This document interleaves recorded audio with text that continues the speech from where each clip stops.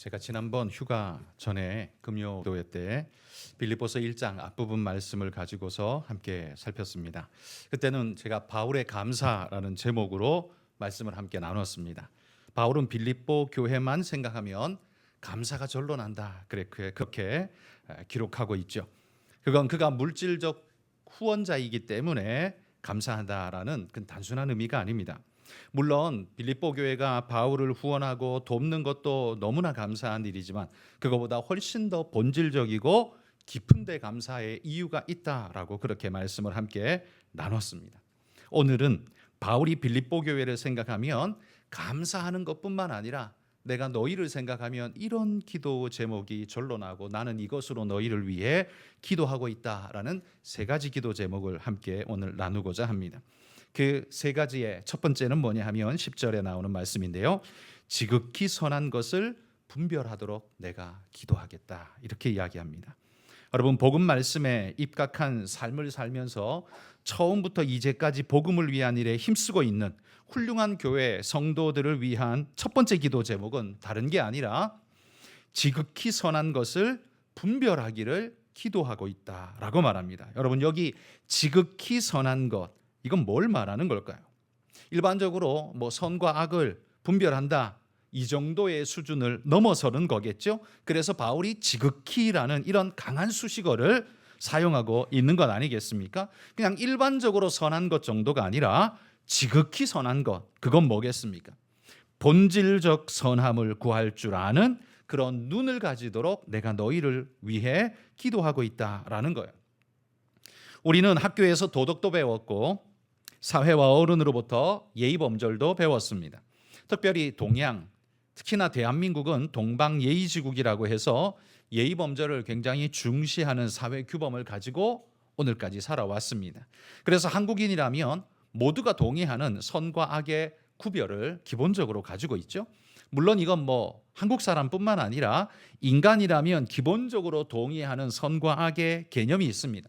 그렇기 때문에 다른 나라의 영화나 문화가 우리에게 들어와도 웬만큼 우리가 서로 소통하고 맞출 수 있는 그런 공유하는 뭔가가 우리 인간 안에는 함께 있기 때문에 이제 그게 가능한 거죠. 그러나 오늘 바울이 기도 제목으로 기도하고 있는 그 선함은 단순히 도덕적 선함 정도를 말하는 것이 아닙니다. 그 선함을 뛰어넘는 하나님의 성품을 닮은 선함, 그걸 가지고 분별할 줄 아는 자가 되기를 기도하고 있다라는 거죠. 그래서 여기서 지극히 선한 이렇게 수식어를 붙이고 있습니다. 한마디로 참된 선을 추구한다는 거죠.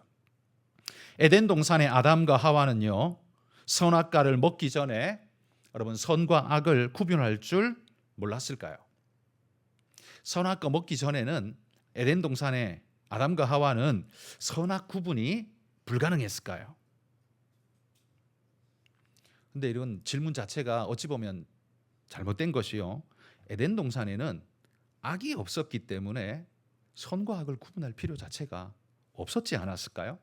악이 없는데 선과 악을 어떻게 구분합니까? 하나님이 창조하신 하나님의 선한 뜻만이 온전히 충만한 그곳, 그러니 거기에는 선과 악을 따로 구분할 필요가 전혀 없었습니다. 오히려 선과 악을 구분하게 된다는 말이 어찌 보면 필요도 없는데 그걸 한다는 말은 오히려 악을 주입시켜서 이제는 그렇게 알게 하고 삐딱하게 가도록 만들겠다는 악의 메시지인지도 모릅니다.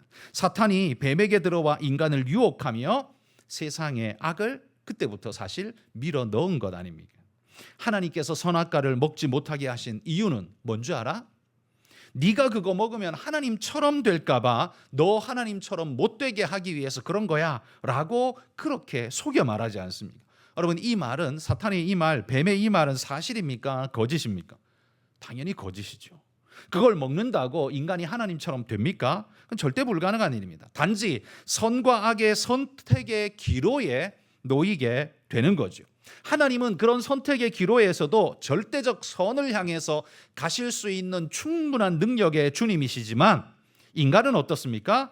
인간은 그럴 능력이 전혀 없습니다. 그러하기에 하나님은 인간에게 선악과를 아예 먹지 말라고 말씀하십니다. 악이 없는 그곳에 선악과를 굳이 먹어서 악을 분별한다 말할 필요도 없는 거죠. 그걸 먹지 말라고 한 건 하나님이 그들에게 제약을 가한 게 아니라 오히려 그 명령 자체가 인간을 향해 가장 선한 것이기 때문에, 인간을 향해서는 가장 좋은 명령이기 때문에 그 자체가 선이었습니다. 인간을 위한 가장 본질적이고 중요한 명령이었다는 말이죠.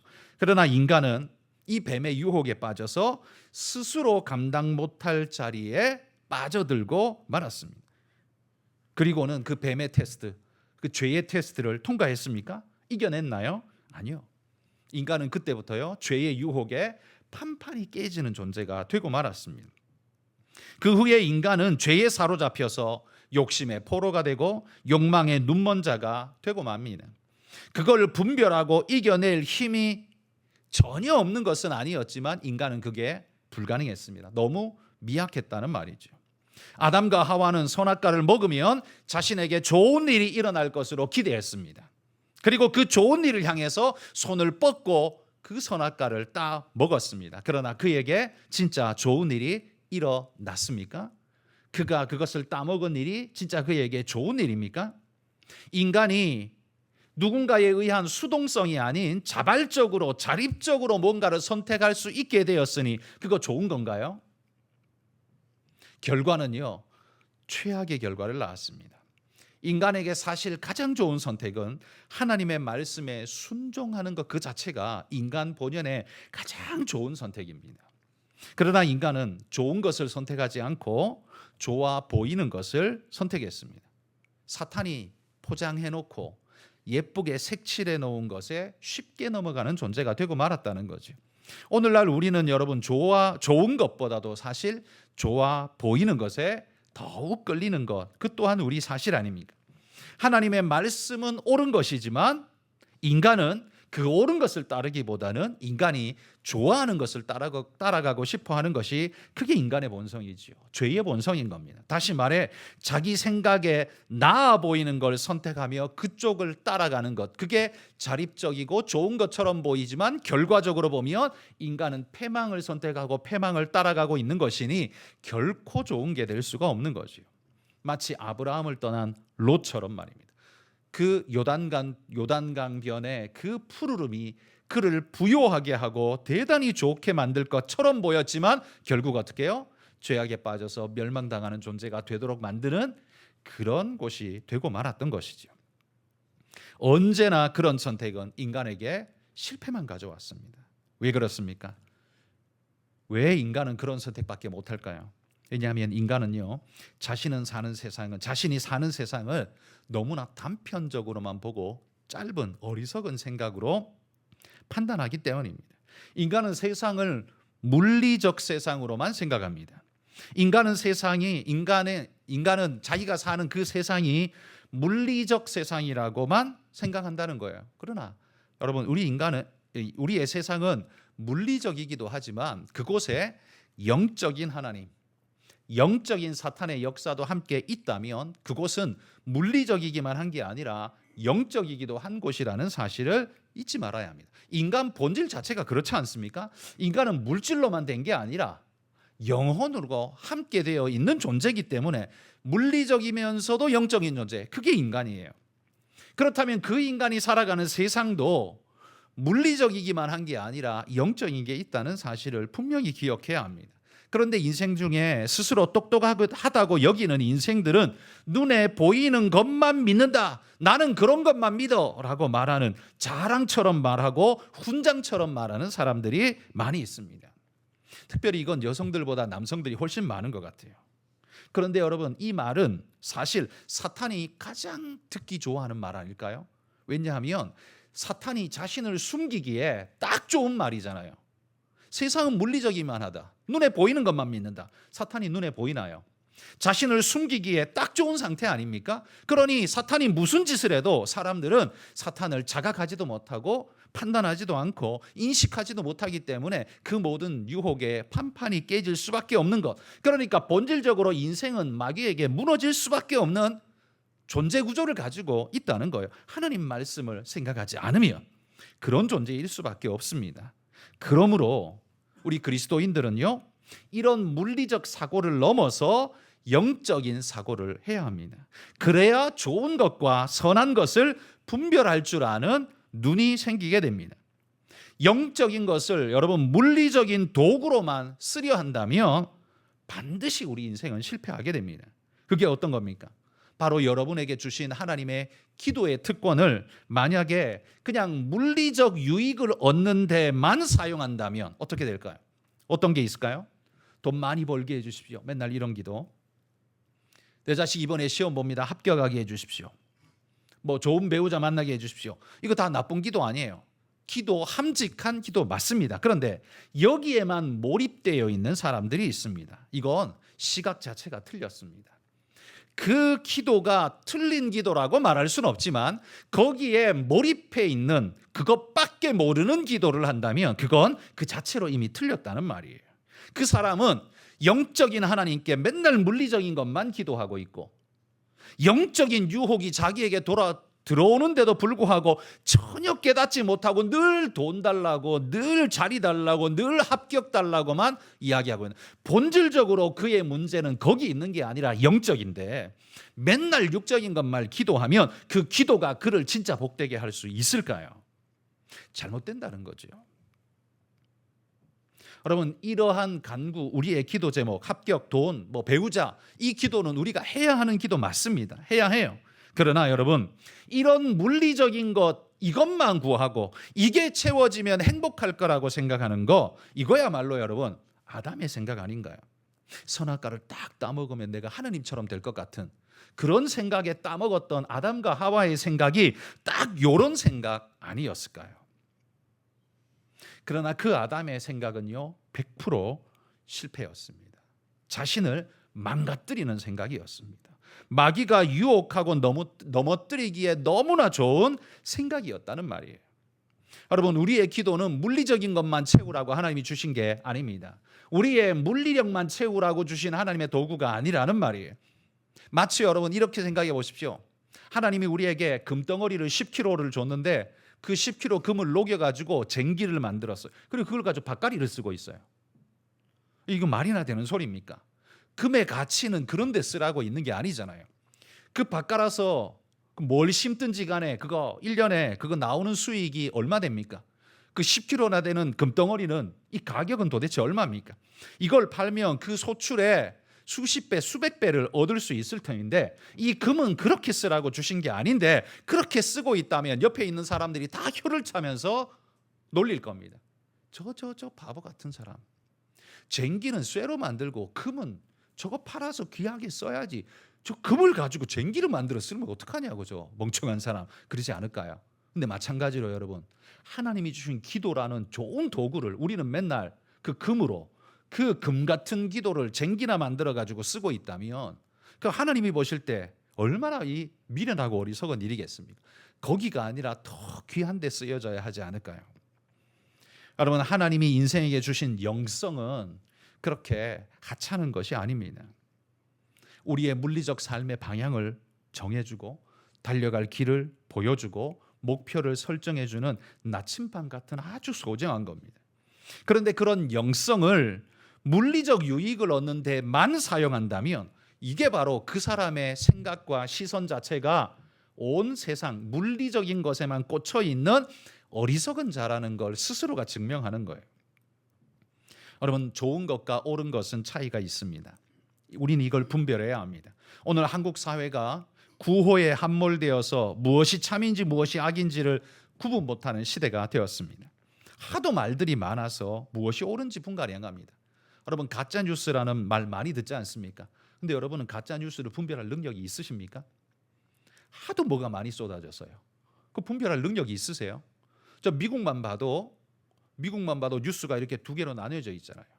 보수파 뉴스, 진보파 뉴스. 우리나라도 그렇게 가고 있습니다만, 그러니까 나중에는 이게 도대체 누가 맞는 소리를 하는지 분별할 방법이 없어요. 너무 많은 말들이 쏟아지니까요. 그냥 좋은 걸 선택하는 거예요. 옳은 걸 선택하는 게 아니라.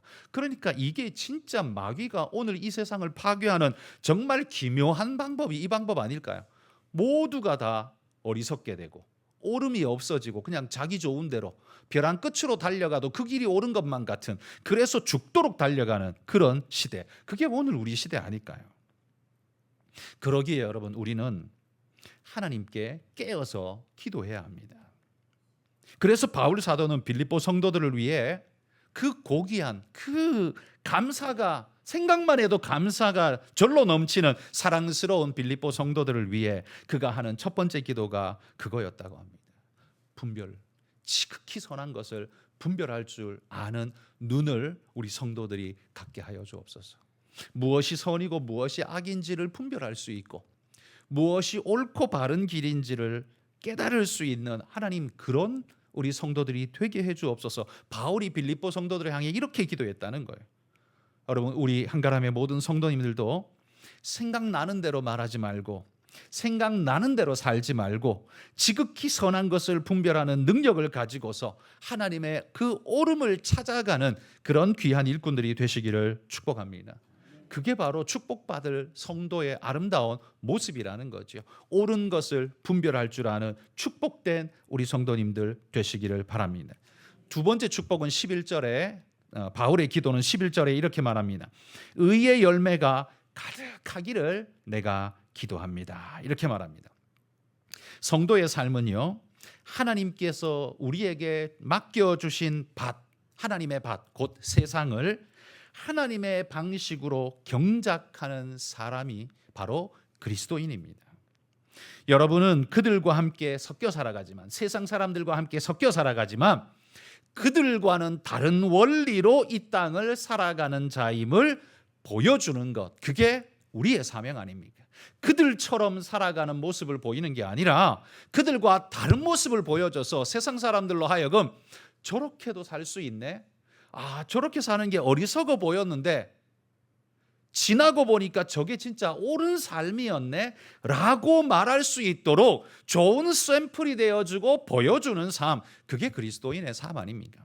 그 과정에서 욕먹을 수도 있고, 저 미련한 놈, 어리석은 놈, 그럼 다 뺏겨, 그러면 다 그냥 뺏기게 돼 있어, 미련한 놈, 이렇게 욕을 먹을지 모르지만 최종적으로 하나님이 도우시고 지키시는 자는 바로 그 옳은 길에서 승리한다는 걸 보여주는 자의 모습, 그게 우리의 모습 아닐까요? 그들과 우리가 하루 세 끼 똑같이 밥 먹는다고 해서 그들과 똑같은 방식으로 살아서는 안 되지 않겠습니까? 인간이 물질적 존재이기에 물질적인 것이 꼭 필요하기는 하지만 세상 사람들의 방식으로 그 필요를 채우려고 한다면 그러면 안 되는 것 아닙니까? 그러면 마귀의 종로로 타기 딱 좋은 상태니까요. 여러분, 우리는 하나님의 밭을 하나님의 방식으로 일궈가는 사람이라는 사실을 기억하기를 바랍니다. 그게 바로 그리스도인의 존재의 이유입니다. 누구에게? 세상 사람에게 하나님의 백성다움을 보여주기 위해서, 그리고 그들을 통해서 하나님이 살아계심을 보여주기 위해서. 그래서 성도의 삶은요, 의의 열매를 나아가는 삶이어야 합니다. 성도님들, 오늘도 살아온 이 하루에 의의 열매, 하나님이 보실 때 참 예쁘다, 너 참 착하게 잘 살았다, 그래 내가 바로 원한 게 그거였어 라고 말해주는 그런 삶을 살고 오셨습니까? 마태복음 7장 20절 말씀, 우리 예수님의 이 말씀을 같이 한번 읽어봅시다. 읽습니다. 이러므로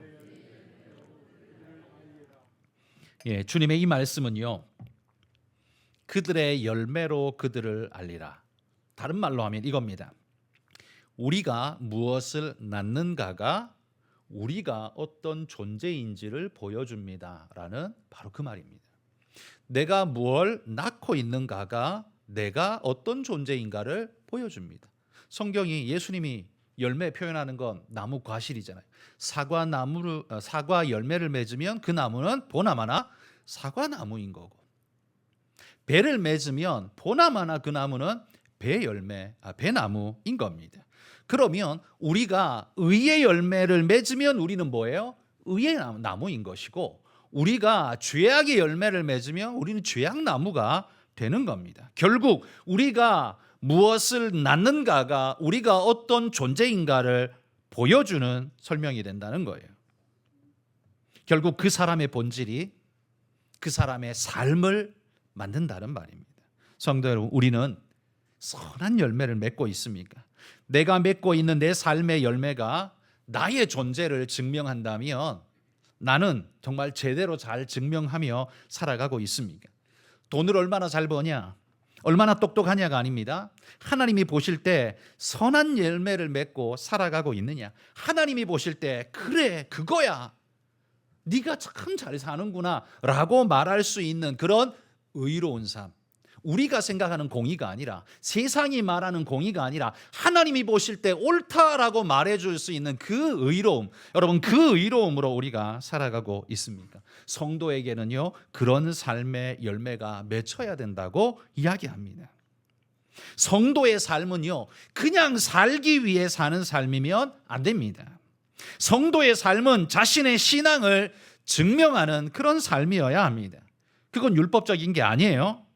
자기 증명이 안 되는 사람들이 자신을 숨기려고 일부러 그런 말로 자기를 포장하고 덮고, 다른 사람도 말 못하게 입을 틀어막는 그런 방식으로 그렇게 살아가겠지만 아니에요. 결국 그렇게 입을 틀어막는 게 뭐예요? 그게 그 사람의 열매거든요. 입을 왜 틀어막아요? 자기는 그렇게 못 사니까. 나 쪽팔리게 하지 마, 그러니까 너도 그렇게 살지 마 하고 틀어막는 거예요. 자기가 의롭게 살았으면 그렇겠습니까? 아니요. 박수 쳐줬을 겁니다. 그래, 우리 하나님이 기뻐하신 아름다운 모습으로 우리가 함께 이렇게 살자, 이게 맞아 하지 않을까요? 왜 틀어막아요? 자기가 그렇게 못 사니까, 자기가 하나님 앞에 그렇게 못 사니까 그런 것 아니에요? 여러분, 하나님은 이미 우리의 삶을 다 보고 계시고 우리의 발자국은 하나님의 눈 앞에 있다는 사실, 숨겨질 수 없다는 사실을 기억하고 하나님 앞에 의의 열매를 맺으면서 오늘도 살아가시기를 축복합니다.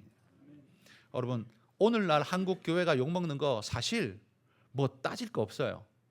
따지고 보면 딱 한 가지 아닙니까? 선함이 사라졌기 때문 아닙니까? 세상 사람이 교회 욕하는 거 딱 이유 한 가지예요. 우리보다 다른 뛰어난 선을 기대했는데 우리보다 못한 성적표를 보니까 욕이 절로 나는 거죠. 여러분, 선함이 없는 종교인 가치가 있습니까? 세상적으로 선함이 없는 종교인 그 가치가 있습니까? 그리스도인이 선함을 잃어버리고 나면 하나님이 선하신 분이라는 걸 뭘로 증거하실 겁니까? 뭘로 증명하실 거예요? 우리가 하나님의 제자로서, 예수님의 제자로서 선을 추구하는 것 자체가 하나님이 선하신 분이라는 걸 증명하는 길 아닌가요?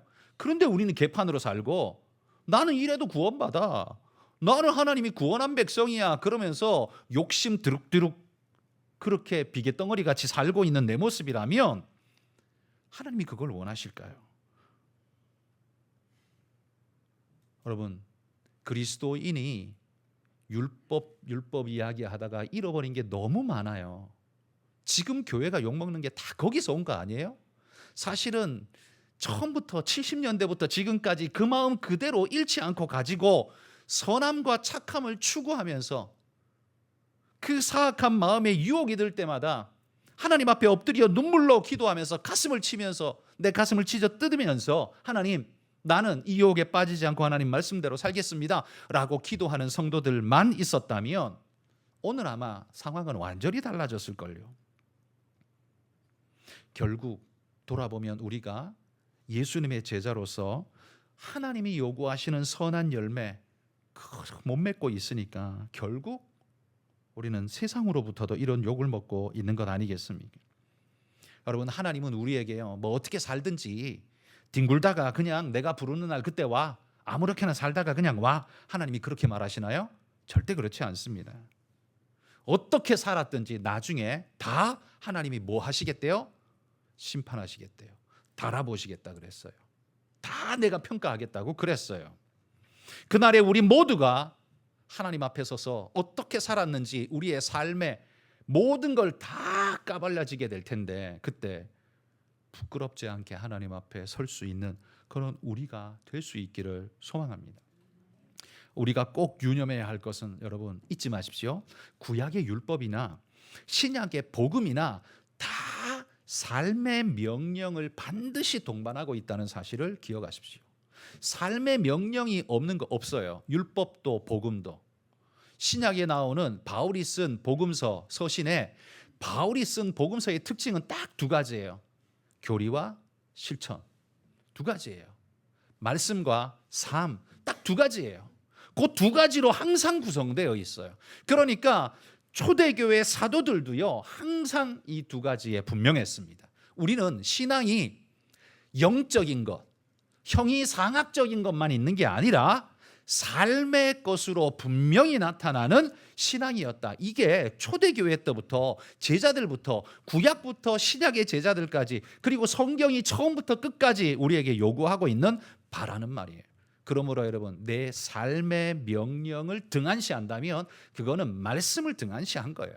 내가 삶을 개판으로 살아요? 그건 이미 그 자체로 하나님 말씀을 등한시하고 내버린 거예요. 백날 교회에 앉아 있으면 뭐해요? 하나님의 말씀을 발로 차고 그렇게 등한시하고 함부로 살고 있다면 하나님이 내가 하나님 앞에 가는 날 하나님이 내게 뭐라고 말씀하실지, 하나님이 그 큰 손으로 꿀밤을 내리시면 내 머리통이 남아 있을지 한번 생각해 보십시오. 여러분, 하나님은 우리의 마음속의 믿음만 보는 게 아니라 행동으로 나타난 믿음을 보고 싶어 하십니다. 율법이나 복음이나 모두가 한결같이 삶의 명령을 동반하고 있다는 이 중요한 사실을 절대로 잃어버려서는 안 됩니다. 성경이 의인이라고 부르는 사람들을 다 조사해 보십시오. 마음속 믿음만 좋고 삶은 개판으로 산 사람 있습니까? 있다면 한 사람이라도 저에게 한번 이야기해 보십시오. 하나님이 의롭다라고 말한, 성경이 의인이라고 말한 사람 중에 한 사람이라도 마음에 하나님을 향한 믿음은 되게 좋은데 삶은 개판으로 살았던 사람, 여러분 아시는 분이 있다면 딱 한 사람만이라도 저한테, 아마 나한테 이야기해 보십시오. 할 수 있으십니까? 없어요. 그런 사람 없거든요.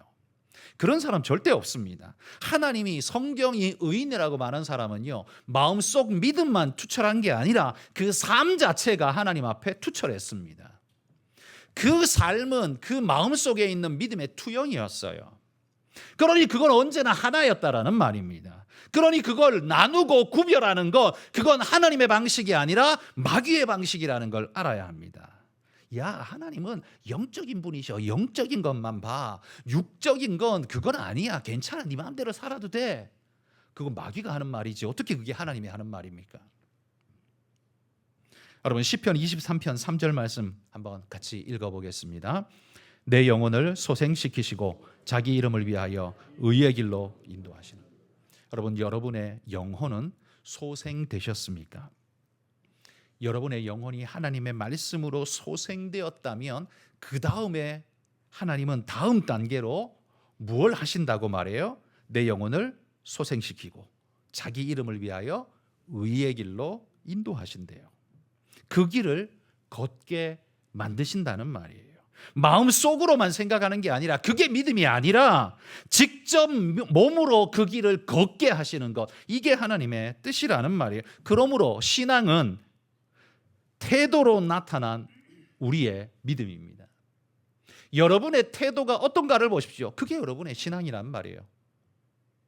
여러분의 태도가 어떤가를 보십시오. 그게 여러분의 신앙이에요. 뭐 다른 것 둘러댈 필요 없습니다. 교회에서 나는 직분이 뭐야? 내가 봉사를 몇 개나 하는 줄 알아? 그딴 거 필요 없습니다. 그건 여러분의 신앙을 보여주는 게 아니에요. 여러분, 신앙 없어도 그거 할 수 있습니다. 어떻게 해요? 사람들이 나를 보고 있다는 것만 의식하면요, 누구보다 진짜 뼈 빠지게 교회 봉사할 수 있습니다. 누군가가 나를 알아주기만 한다면. 그거 믿음 없어도 할 수 있어요. 그건 믿음 없어도 할 수 있습니다. 그러나 평상시에 내 삶의 태도는, 그건 내 속에 있는 것, 가감없이 드러나는 내 속의 것입니다. 그러므로 여러분이 진짜 신앙이 있는지는 여러분이 뭘 하고 있는가, 그러니까 뭘 의도적으로 하는가가 아니라 무의식 속에서 여러분이 뭘 하고 있고 어떻게 하고 있고 어떤 색깔이 나타나는가를 보십시오. 그게 여러분 신앙이란 말이에요. 바울은 빌립보 교회를 향해서 이렇게 기도해주고 있습니다. 의의 열매가 가득하기를 내가 기도하겠다. 여러분에게도 의의 열매가 가득하기를 축복합니다. 삶의 열매를 맺으십시오. 머릿속에 있는 형이상학적인 열매 그거 말고 여러분 삶으로 맺는 그 진짜의 열매, 그 열매를 맺으십시오. 그건 여러분 속에 있는 신앙이 나타난 진짜의 여러분 것일 겁니다. 세 번째는요, 11절의 끝에 보면 하나님의 영광과 찬송이 되기를 내가 기도하겠다 이렇게 말합니다. 신앙인의 모든 궁극적 행위의 궁극적 목적은 이겁니다. 하나님께 영광이에요. 여러분, 신앙의 궁극적 목적은 여러분의 구원이 아닙니다. 착각하시면 안 돼요. 여러분의 구원이 아니에요. 하나님의 영광이에요. 처음에는 내가 구원받기 위해 교회 와요. 내가 구원받기 위해 예수 믿어요. 처음에는 그런 줄 알았어요. 그런데 신앙생활을 하고 하나님을 알아가면 알아갈수록, 말씀을 깊이 깨달으면 깨달을수록, 내 신앙의 궁극적 목적은 내 구원이 아니었구나, 하나님의 영광이었구나, 이걸 깨달아가는 것, 이게 정상적인 루트예요. 여러분이 이걸 깨달았다면 여러분은 진짜 바른 길을 제대로 온 거예요. 근데 이걸 못 깨달았다면 아직 여러분이 방향을 잘 못 잡았다는 소리예요. 하나님께 영광을 돌리는 삶이 우리의 목적이라면 그 삶에 나타나는 양태는 뭐냐 하면 찬송입니다. 그 사람은요, 그 입에서 찬송이 날 수밖에 없어요. 내 입에 찬송뿐만 아니라요, 다른 사람이 나를 보면서 하나님을 찬송하는 것, 이게 사실은 따지고 보면 진짜 찬송입니다. 내가 부르는 찬송도 찬송이지만 그거보다 더 고퀄리티 찬송은 다른 사람들이, 그러니까 예수 안 믿는 사람이든 믿는 사람이든 다른 사람들이 나를 보고서 하나님을 찬송하는 것, 저 사람을 보니까 이런 마음이 드는 거죠. 그렇게 해서 하나님을 향한 찬송이 나오는 거, 그거야말로 진짜 찬송이고 진짜 하나님께 고퀄리티 영광이 된다는 말이에요. 여러분 잘 아는 말씀이죠. 이사야 43장 21절 말씀 같이 읽어봅시다. 이 백성은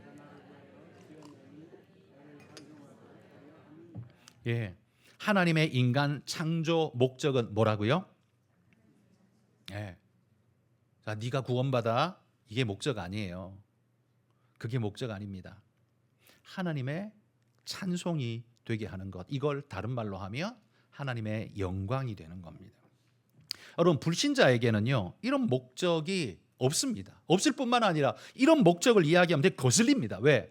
아니, 가장 존귀한 인간을 다른 누군가의 수단으로 전락시킨다고?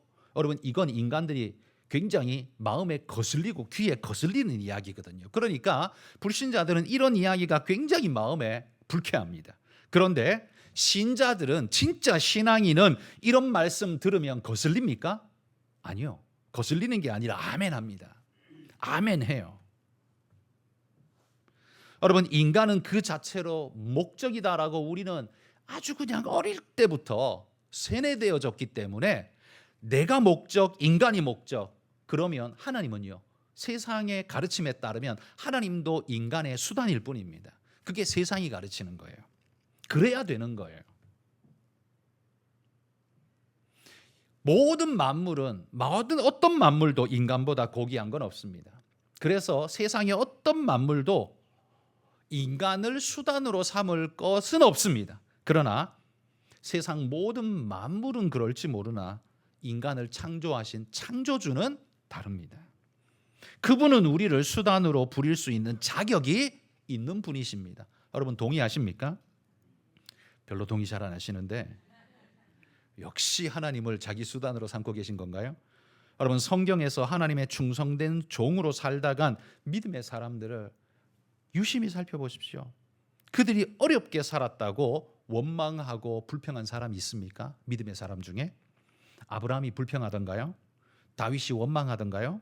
바울이 괴로워하던가요? 아닙니다.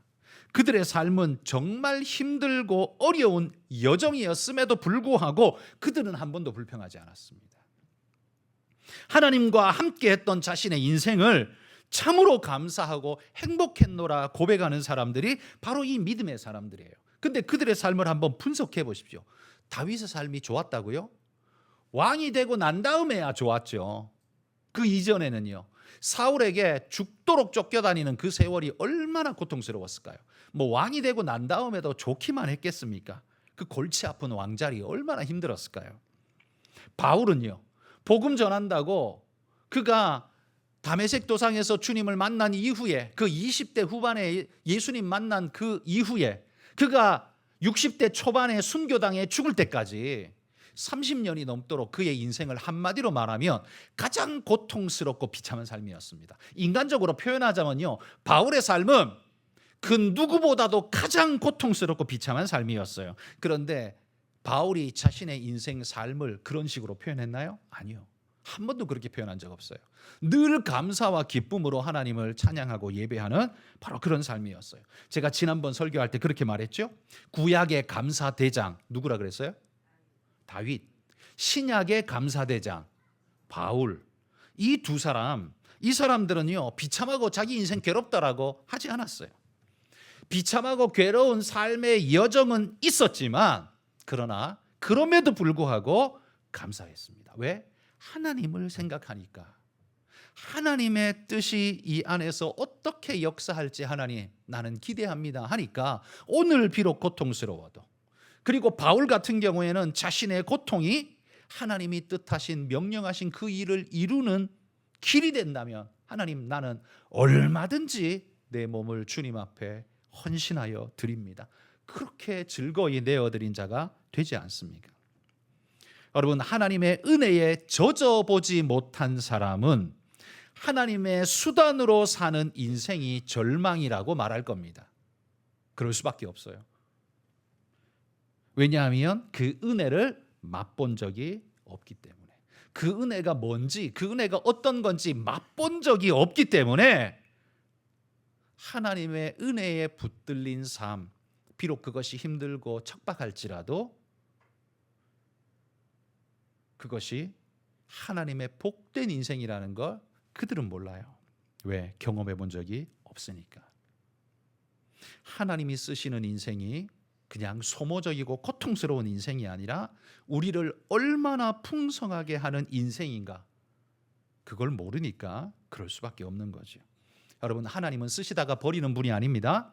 하나님은 쓰시고 또 세우시는 분인 줄 믿습니다. 여러분이 어떻게 쓰이든 그 과정이 힘들고 어렵다면 그 너머에 더 큰 하나님의 영광이 있다는 사실을 기억하고 하나님 손에 쓰임받는 분들이 되시기를 축복합니다. 하나님을 가장 사랑하고 하나님 말씀대로 살아간 인생들은 하나같이 감사했습니다. 하나같이 행복했습니다. 힘들지 않았다가 아닙니다. 힘들지 않았다는 게 아니에요. 힘들었지만 감사했어요. 힘들었지만 행복했어요. 여러분은 어떻습니까? 하나님을 수단으로 부려서 로또 당첨되고 싶으십니까? 여러분, 하나님의 영광과 찬송은 인간 본질의 행복의 키입니다. 인간이 행복을 추구할 때 늘 하나님이 만들어 주셔야 온전한 행복인데, 그 하나님 지우고 하나님 말고 거기에 올릴 수 있는 게 뭐예요? 거기에 올릴 수 있는 게 돈, 힘, 쾌락, 이런 것 아닙니까? 그러니까 하나님 자리에 맨날 그런 거 올리니까 판판이 실패하는 거예요. 그 자리에 하나님이 올라가셔야 인생이 진정한 행복을 맛보며 살아갈 수 있습니다. 그러니 진정한 행복은 오직 하나님을 아는 자, 하나님을 믿는 자에게 주시는 하나님의 축복이라는 걸 우리가 믿기를 축복합니다.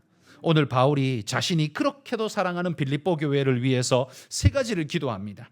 지극히 선한 것을 분별하는 자 되게 해 주십시오. 의의 열매가 삶에 가득하도록 하나님 축복해 주십시오. 하나님의 영광과 찬송이 되기를 소망합니다. 여러분, 이거 여러분의 아들, 딸, 손주들을 위해서 이렇게 기도하시기를 축복합니다. 이게 100점짜리 기도 아니겠습니까? 돈 잘 벌고 높아지는 것도 좋지만, 좋은 대학 가고 좋은 데 취직하고 돈 잘 버는 것도 좋지만, 그거보다 더 본질적인 것, 이 세 가지가 이루어지는 것, 이게 진짜 축복이라는 사실을 기억하고 우리도 바울처럼 이렇게 기도해 주는 여러분 믿음의 일꾼들 되시기를 축복합니다.